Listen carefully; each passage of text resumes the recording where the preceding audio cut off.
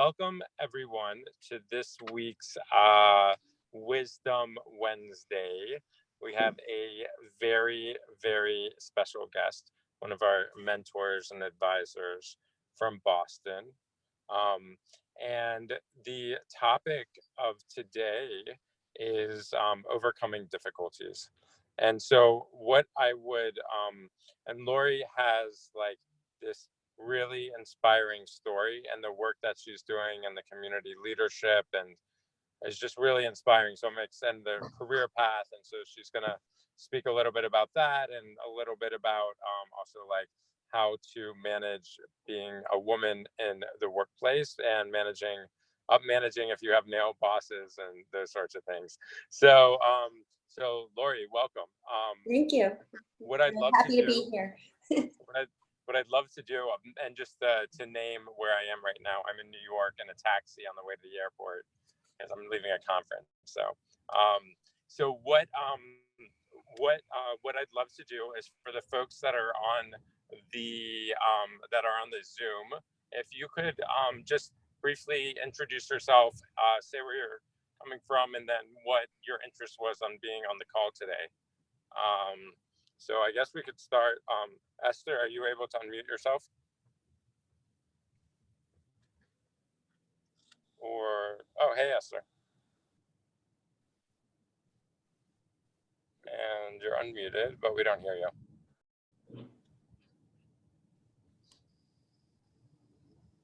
And then, technical difficulty. Nicole, hi. Oh, can you hear me? Now we can hear you, yeah. Okay. Hi, I'm Nicole. I work at the education nonprofit City Year, and I was really interested in learning more about Lauri's work with ESG and with socially responsible investing. Great. Very cool. Very cool. Welcome. And then we have someone that's dialing in 818-667. You're on mute if you'd like to unmute yourself and just introduce yourself and say what interested you on being on the call today.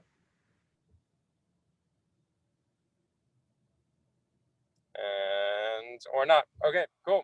So the way that the format that we're going to use. Esther just left about a message about her audio issue. Oh, she did. Okay, cool.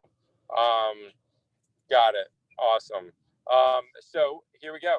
So today, the format for today is going to be an interview format and a conversation. So Lauri, could you tell us a little bit about your career path and kind of what led you to where you are today? Sure. So in terms of my career path, I think if I were doing it again, I'd do it a lot differently than I had done. But I think you can do it more differently than I had done it before. I went to Georgetown undergrad, and I had an internship at the State Department. I really wanted to do something with the State Department or doing micro lending in developed countries.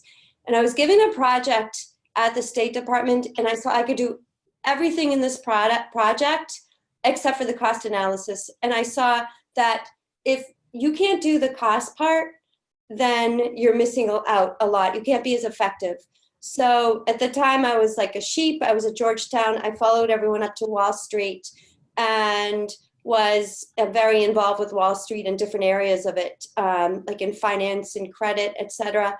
And while I'm so glad I gained all those skills, and I'm so glad I had all this really rich experience that I can draw upon, as I said at the very beginning, I never really followed my heart and did what I really wanted to do. So, and back then when I was on Wall Street, it was, environment was a lot different. And I know we're going to get into more of this different later, but the environment was a lot more different in that men were such caricatures of themselves that you didn't even have to take them seriously. And one of the places I worked, it was called Solomon Brothers, which had a reputation of being the possible worst place to work, was actually the best place I've ever worked. Because all I had to do is, all they cared about was produce. All you had to do is produce. It was fantastic. So I produced and I became one of the top analysts on Wall Street. I was an institutional investor ranked equity analyst, which is like the highest honor. And Lauri, yeah, would you mind me? Sorry, I was on another form of calling in from Zoom and I was muted before. I'm Brianna. I was just wondering, I had missed, you mentioned you attended Georgetown. Did you study finance at Georgetown, or were you studying kind of a different subject and then went into Wall Street? so this is really funny. Georgetown is a Jesuit school, which means that you have requirements. And the requirements are you had to take science, and there was like something math related. And I hadn't taken a class with a number in it since 10th grade. I figured out every way around taking a class with a number around it. Yeah. Okay. So to answer your question, I was in linguistics and history, languages, so nothing to do with finance at all. Cool. Yeah, and you know what? I think I don't know how applicable it is to have that like a linear, like now I'm in finance, now I go here. I think there's a lot of ways to get to where you want to go. And you know, and I think if I'm going to really say, you know, what the whole thesis of this conversation is to follow your heart. Really follow it. I mean, that's like the bottom line. Don't do anything because you're supposed to do it. I mean, yeah, sometimes you have to do things that, you know, you don't necessarily enjoy, but you know that it's leading to something that's really true to what your heart is and where you should be going. And it leads you to making very difficult decisions. For me, I was in a career which I couldn't stand, but I was doing extremely well. So and it gave me a good background, but I wasn't being true to myself. But it was a very difficult. Yeah, I think when you don't follow your heart, I think you compromise yourself. Okay. Thank you. I don't know if that answered. It was a kind of long-winded answer to say, no, I didn't study finance, but you know, saying, you know, really do what that makes you feel that's really true to you. Okay. Cool. I was asked. wondering. Thank you I love that you're interfering and coming in and asking questions. That's great. I love that. It's amazing. Sorry, It's fantastic. Sorry, I got No, Brianna, late. that's love it. that's the format. Like, if anyone wants to jump in and ask questions, by all Yeah, means. well, I just currently have I'm a political science and communication studies major, and I'll be going into management consulting starting in August. So I was just wondering, you know, it's easier for me to know, like, knowing your background and and what I'm about to learn, I guess, from your work at Wall Street, like coming from before that, where you were working with a lot of numbers. It wasn't like you were a business major, so it's a little similar. And so it's nice to see like that type of viewpoint come to speak. And you know what else? In political science, which you'll come to appreciate, you learn critical thought. You don't necessarily get that with a business background. In business background, it's more linear. So you bring things to the table that a lot of people with a more traditional background wouldn't be able to bring. And the richness of what you'll be able to bring will add so much value. Yes. Okay. Thank you. Appreciate that. Lauri, when you transitioned to Wall Street, but without like the finance background, like how did you compensate, or how did you adjust to, because you entered a pretty fast moving industry? It's all about I worked. I mean, I have a very strong work ethic, and no matter what and I think I'm a lot of insecurity, and those two factors are good elements, are good ingredients for success. Always having to prove myself that I'm good enough, that I can do this, and it gave me tremendous drive. But on the negative side, because I did feel insecure, again, and this is going to be the thesis that I keep saying, I didn't really ever follow my heart. But, so it leads you to tremendous success, but not necessarily doing what you really want to be doing. Who did you feel like you had to prove yourself to? It's like a psychology. I think that's just always been in me. And And I think getting back to a little bit of Brianna, I kind of had this in the back of my mind when she asked me the question. It's because I didn't have any finance background. I looked at everyone around me and I said, "Oh my gosh, they're so good. Look at them. They had business. There were MBAs. There were all these people, and I didn't even know, like, it wasn't even comfortable with basic math. So that led to a lot of insecurity because I always said, oh, I'm not good enough. I'm not smart enough. I'm not as whatever as these people were. But because I felt that way, it made me go, it made me study and work so much harder that I actually, most times, I went above and beyond what any of those people did. That's remarkable. How in the workplace, what was the work environment like in the past versus now? I actually think it's more difficult now than it was in the past. And I'm so sad to say that. In the past, to me, yeah, I mean, if you were a decent looking woman on Wall Street, you were like a piece of meat. And it's people came at you at every direction. And I'm not kidding. When I started out, I looked like Amish. I mean, I had like a ruffled top and a blue suit and always a blue suit with stockings and these really ugly shoes and my hair in a bun. And my boss would literally say, if I said hi to someone I was friendly, she'd say, "You're being too friendly." So it was like you'd walk around so uptight all the time because you were never able to show your personality. So that part definitely wasn't fun. And having to conform. On the other hand, it was all out in the open. Now, I don't think there's been very much progress. I hope there will be with millennial generation, but still, enough of us baby boomers are still in the work environment and controlling it, and they don't know what to do with Me Too. They don't know how to handle women now. So instead of being out in the open, now it's covert. So they don't know how to talk to us. They very rarely, it's still the boys club is, I'm talking industry, my industry, which I can talk about finance. The boys industry is very much there. And to break in, it is extremely difficult. You are really operating in a very strong boys club. So. Being in that boys club, I know that you have some techniques and ideas. Like, how do you manage your boss, or how can individuals manage their bosses if they find themselves in those situations? Well, first of all, I think you have to look at the culture and look at how many women there are and the profession. I mean, when I'm in wealth management, I'm in the wirehouses, and it's not just where I work, but I would say, in all the wirehouses I looked at, it's a culture that was born out of brokerage, of calling people up and saying, I've got this stock, buy the stock, so it was very stock specific. And then born out of that was wealth management. And I think the skill set for doing the brokerage versus what it's become is very different. But I think you have to look at the history of an industry and why it evolved the way it did, or how it became the way it did.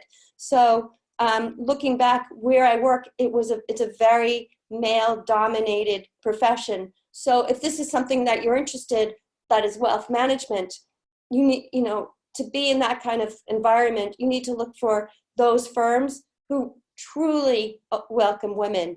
And excuse me, you look at the background of the people and how many women there are. So, there's in wealth management, for example, there's only 16% of wealth managers are women. So it's not an industry that, you're going to go in and like, be so accepted. Even though this is funny, women control, is it 2 or 3 trillion of the wealth, $1 billion of wealth, huge. 66% of women leave their wealth manager when their spouse or their partner passes, and yet there aren't the women there, and there's still not yet the infrastructure to support women financial advisors. So what do? You go to those firms where there's truly is a culture that supports women. and minorities. And there are those that exist out there for sure. And I think that no matter what, even if, like I said, follow your heart, it's also looking for a place where you can truly be yourself, and that what you do and what your mission is completely supported. So getting back to Brianna in political science, being in a place, and I hope the place you're going to says, wow, and the fact that they hired you without a traditional career path, say, okay, we're open to this. We really are, we really want this. I think what also helped is difficult for women, as opposed to men, is that I was with a partner at BCG, one of the largest consulting companies, and she said, look around our firm. This is a very senior woman, and she said, see the women. She said, there are a lot of women here, aren't there? And I said, mm-hmm. And she said, well, look at them. She said, they're either support staff or they're starting out, and a lot of women still are leaving careers after 3, 5, whatever years to have children, because that's what we still do. And then, and she said, but what's happened is I'm associated with those women, psychologically, that's who I'm associated with. So it's very difficult, when there's a psychological, that they're saying, okay, she's a woman, being associated with support staff when you're really a senior person. I'm not discounting support staff. I'm just saying there's a psychological barrier that we have as women that men don't have. And I've gone into financial advisors' offices, and I said, do you have any women financial advisors? And they'll say, no, but we have this woman running our office. I'm like, but that's not a financial advisor. So it's just being very, very sensitive to the environment that you want to be in. Do you feel ever alone in your work, and if so, how do you deal with that? Yeah, I feel alone, for sure. I think I could speak for a lot of women feel alone. I think a lot of women feel like they're operating in an island at the most senior levels. I don't know, when I started out, it's just, always being in a pretty male-dominated industry, but for sure you feel alone. How do you adjust to that, or what do you do? How do you handle that? I look for women and minorities, because the more women and minorities that are around us, the more, if anyone's taking chemistry, the concentration gradient, you have 2 buckets, and you have like one solution in one and one solution in the other, and you start moving one bucket, they start reaching equilibrium. And if, there's so few women, there's never going to be a homeostasis or an equilibrium reached. We're always such a small part of the workforce. So it's got to be power in numbers. We got to really support each other. And we know women sometimes are our own worst enemy. Sadly, I can't explain why that is, but some of my worst bosses have been women. It's so sad to say. But really banding, what I did where I work is, when I first started, which was surprising, was the first time that the women financial advisors all got together. Oh my God, if you had been there and you had seen and heard the stories, it was so powerful.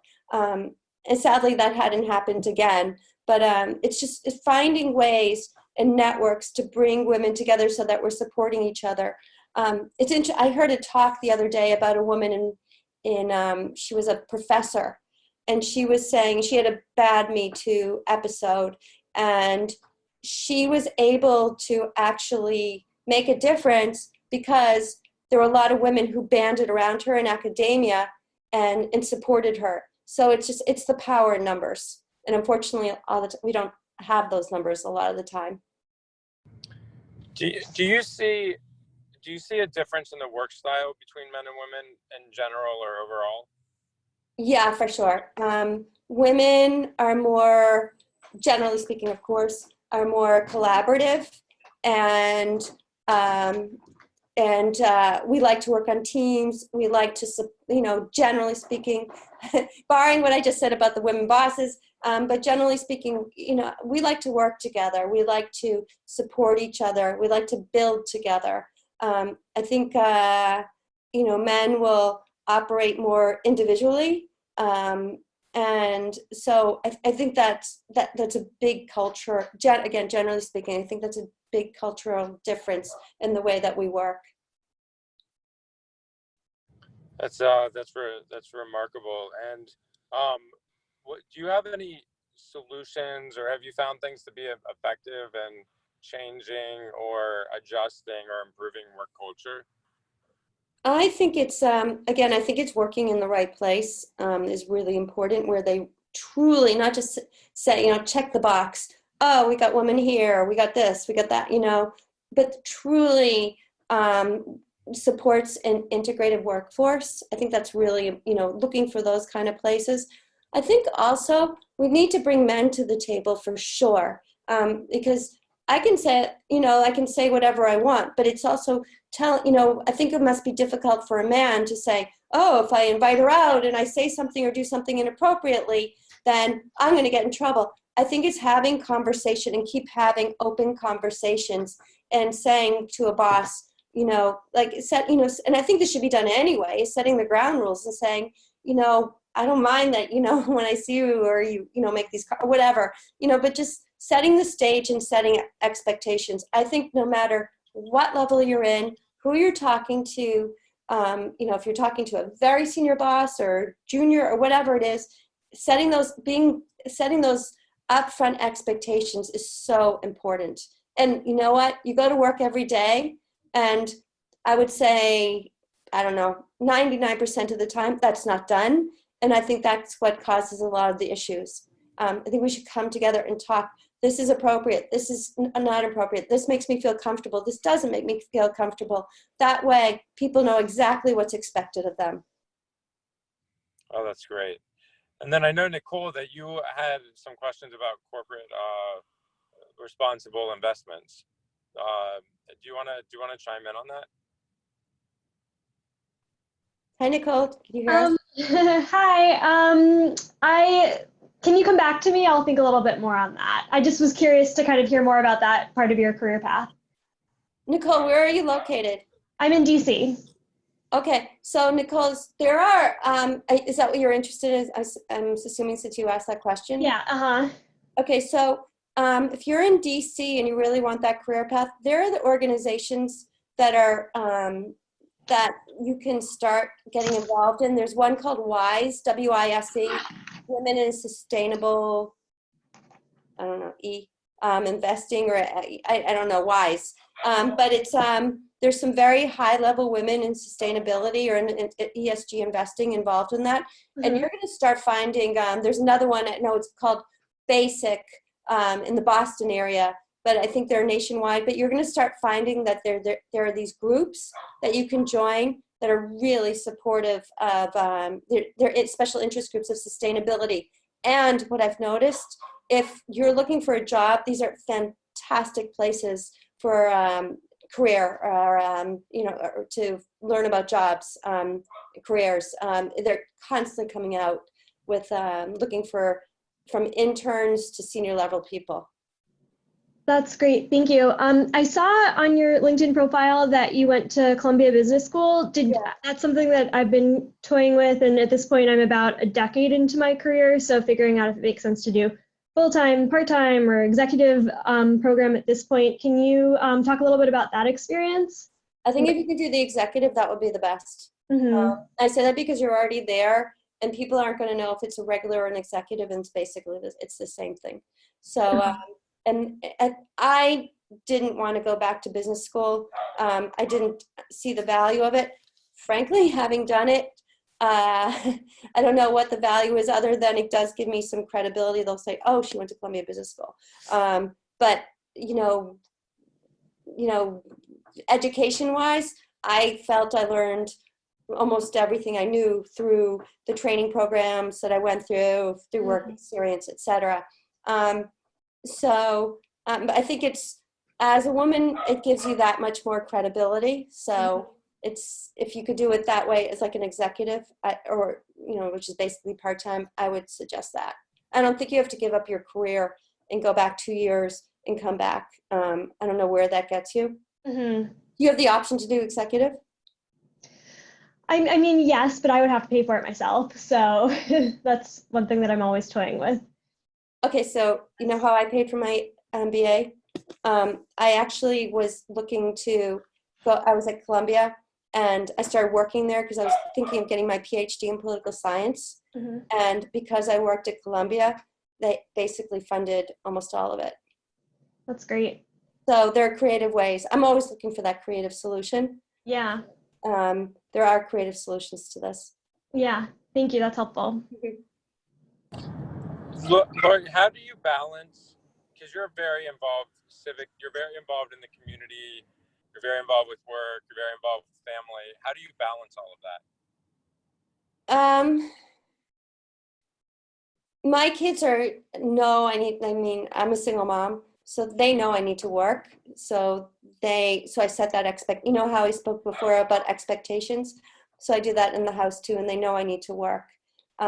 So they know that because of the job I'm in, it's constant networking. So I'm out almost every night.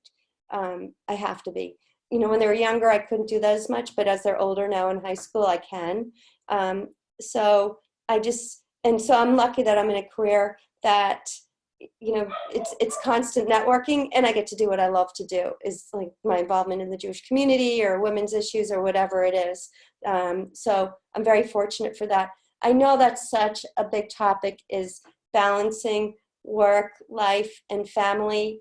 Unfortunately for me, or whatever, I didn't have a choice. I mean, I had to work, and I have 5 kids. So it was just something, it was just, for me, it was linear. I think in some ways it was easier because it was that way, because it wasn't a burden on me like, oh, I can stop working. I have that luxury. What should I do?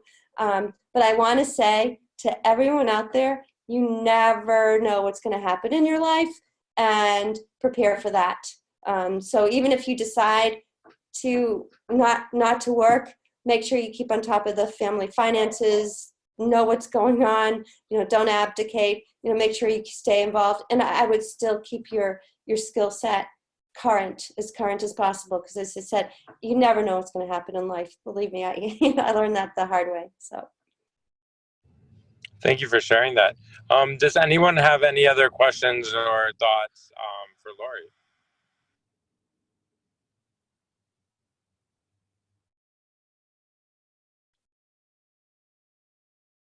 I think Brad felt. Because I do.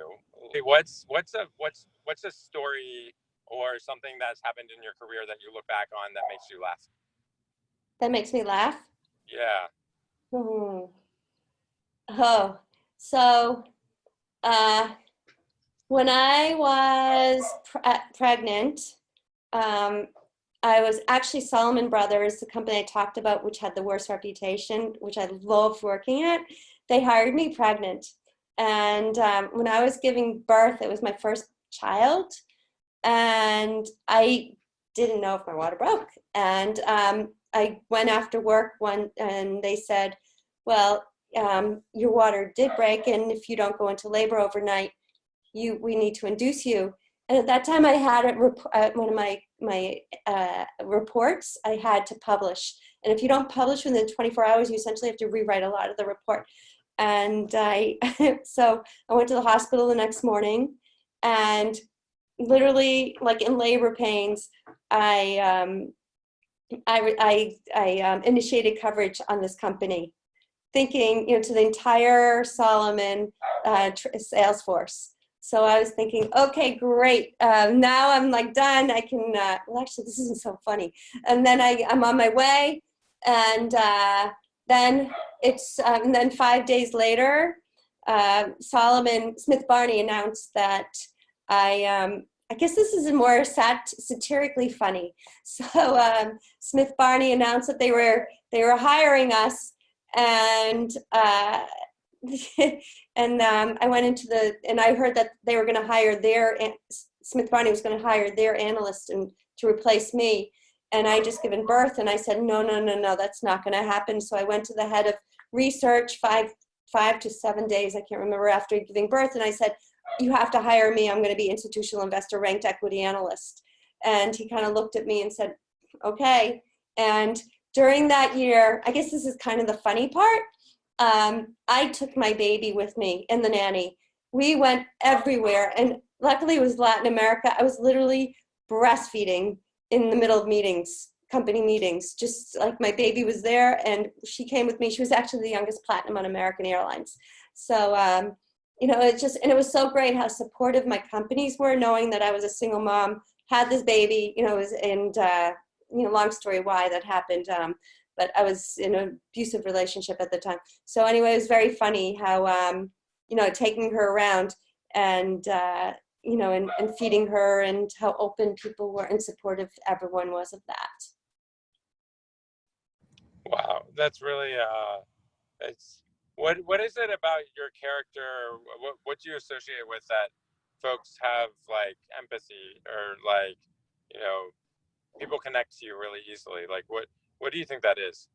Thank you. I do. I hope that's the case. I don't know. I love to listen. I love to hear people's stories, and I love to help and connect. I think that's why I love wealth management so much, because that's what it's about, is that connection. But it's always, you know, it's just like always about compassion and seeing that other side. You know, because, you know, even people that you so disagree with, there's something that's motivating them to think that way, right? And then what is it, and how can I get to that person, and how can I really connect with that person, and what is their story?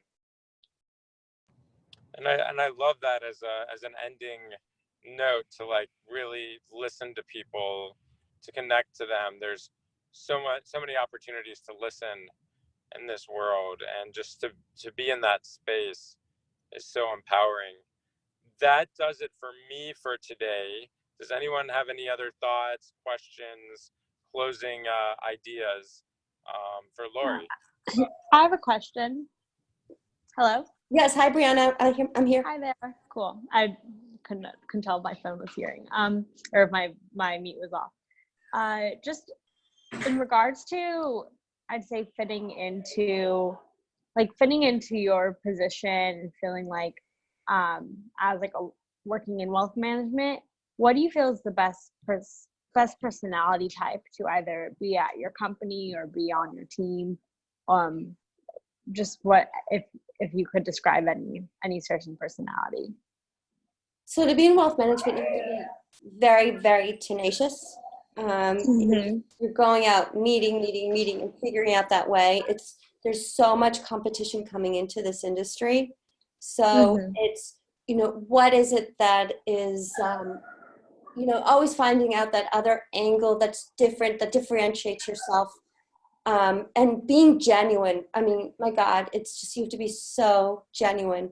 You know, for me, it's like I prize more than anything my integrity, and I won't do anything that will ever sacrifice that.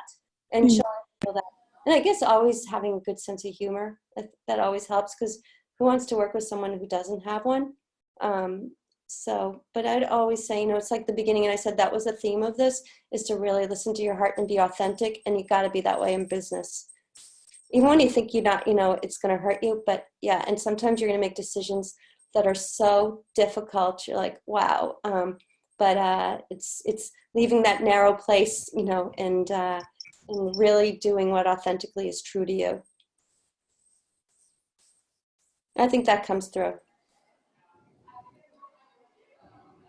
And also, Brad noted that you've been a judge and mentor for Mass Challenge. Could you speak a bit more about what that is? Sure. Are you in the Boston area? No, I'm in Los Angeles, but Okay. it sounded interesting. Oh, it is. So Mass Challenge is one of the largest business incubators. So I have my own company. It was called Juice. It's a whole other topic. And it was 8.5 years I had that company, and it was award-winning. It was one of the first juice companies in the U.S. to mass produce cold pressed organic juices and do cleanses. And I was a finalist in Mass Challenge, among other things. So I always like to keep my hand in the entrepreneurial world, and being involved in Mass Challenge was my way of doing that. Also, it builds network, so it's great for my wealth management also, because it's more dimension. I'm also all about dimension. How can it be a win-win-win-win? So, being involved in wealth management, being involved with Mass Challenge, helping companies, but also making connections with other judges and mentors, which I've done, really great connections. So it's, it brings everything full circle. Amazing, amazing. Well, Lauri, I want to thank you for being on the call, or for being here and bringing your whole self and your story. Well, I want to thank you, Brett. I love what you're doing, and I love that you're here to support young people and come into the workforce and the transition, because it's really difficult and it's amazing. So I wish we had you when I was going into the workforce. Oh, thank you. That's so kind. And I wish everyone a wonderful week. And until next week. Okay. Thank you. Bye. Lauri, bye. Bye. Thank you. Nice meeting you. Great to meet you too. Bye.